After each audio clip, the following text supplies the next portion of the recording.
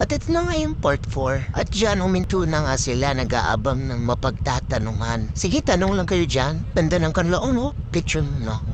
Pero shoot grabe ang pangit ng daan ha. Okay lang ako pero yung motor, kakawa talaga yung mga motor. Puti positive tong mga kasama ko. Sabi pa nila adventure. Wala kami pag-uusapan, hindi kami nakadaan dito, diba? Experience din ba? Mindset.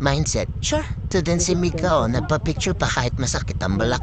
Go Mika! Dito, pinatay ko muna yung GoPro at inuhin ko na ulit yung maganda na ulit yung daanan. Ito, ganda ng daanan na ganito kasi parehas ng ganun. Ay, salamat. At least di na bato-bato. Pero teka, meron na naman. Kala ko sa snayo na. Ay, nako. Ito na naman tayo.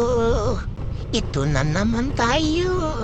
Dito hirap na ako kasi bigat-bigat ng motor. Di ka din kasi abot yung lupa pag nagkamali ako nung dinaan. Pahinto-hinto din ako kasi calculate, no? Kung saan ako dadaan, kung saan kaya abutin ng mga maliit kong paa. Sure. Itong Google Map na to, last na to sa akin ha. Di na talaga ako gagamit. Sure! Dito naiiwan na kami. Hindi ko na makita yung mga kasama namin pero okay lang. Wala namang ibang daanan. Straight lang naman to. Siguro, kami muna kuya, kami muna. Thank you. Oy, sama ni nga daan, ay.